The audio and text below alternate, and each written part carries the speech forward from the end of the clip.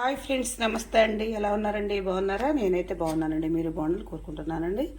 ఈరోజు చక్కగా నేను దోసకాయ పప్పు చేద్దాం అనుకున్నాను. గింజలు లేకుండా చక్కగా శుభ్రంగా పైన పొట్టు తీసి లోపల గింజలు తీస్తానండి. కాసులు పచ్చిమిరకాయలు, 2 ఉల్లిపాయలు చక్కగా చిన్న చిన్న ముక్కలుగా కట్ చేసుకుని ఉంచాను. ఇదిగోండి కందిపప్పు పొయ్యి మీద వేసానండి. ఇది చిన్నగా ఉడికిన తర్వాత ఈ ముక్కలన్నీ అందులో వేసుకున్నాండి. ఈరోజు మనం దోసకాయ పప్పు చేసుకుందామండి. ఇదిగోండి పప్పు అయితే ఈ విధంగా ఉడికింది. చక్కగా మనం కోసి పెట్టించుకున్న మిరపకాయలు, ఉల్లిపాయలు, దోసకాయ ముక్కలు ఇందులో వేసేసుకుందాం. చక్కగా మొత్తంగా వేసేసాను కదండి. ఇందులో కొంచెం గల్లుప్పులు, పసుపు వేసేద్దాం.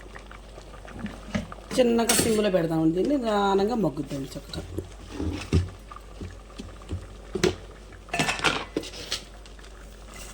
ఇదిగోండి గల్లుప్పు. అది చాలా పోతే తర్వాత మళ్ళీ కొంచెం వేసుకుందాం. ఒకసారి వేసామనుకోండి ఉప్పు దగ్గర తినచ్చు, కానీ కాసిన తప్పు తినలేం కదండి.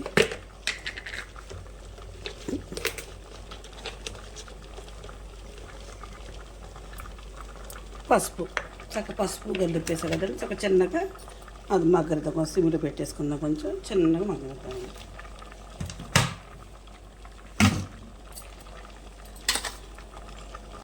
ఇదిగోండి చక్కగా దోసకాయ ముక్కలు, పచ్చిమిరకాయ ముక్కలు, ఉల్లిపాయ ముక్కలు మంచిగా మగ్గిపోయినాయి.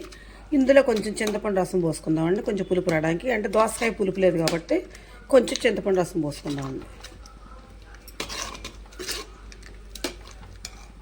చక్కగా పప్పు మంచిగా మెదిపేసుకున్నానండి. ఇప్పుడు చింతపండు రసం పోస్తున్నాను. కొత్త చింతపండు రసం ఇది. కారం అయితే లేదని అచ్చం పచ్చిమిరపకాయలు వేసానండి.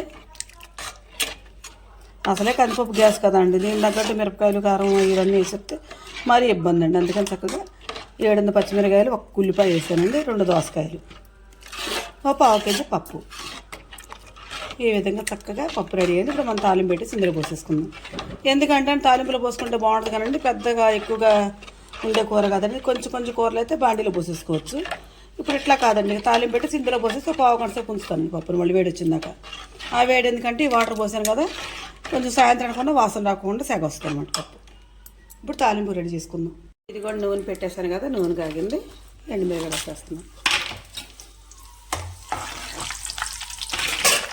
2 ఉల్లిపాయలు, కొద్ది ఆవాలు, మరింత కరివేపాకు. దీన్ని చక్కగా వేగిన తర్వాత మనం బాండీలో పెట్టుకుంటున్నాం.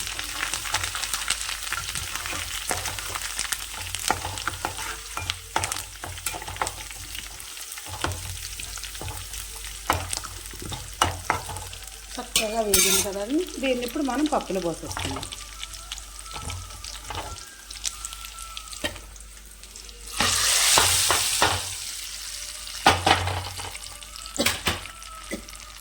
ఇదిగోండి చక్కగా నేను దోసకాయ పప్పు ఈ విధంగా చేసుకున్నానండి. కొంచెం ఎక్కువ కరివేపాకు, ఎక్కువ ఎండుమిరపకాయలు వేసుకొని చక్కగా కొద్ది చింతపండు పులుసుతో నేను ఈ విధంగా చేసుకున్నానండి.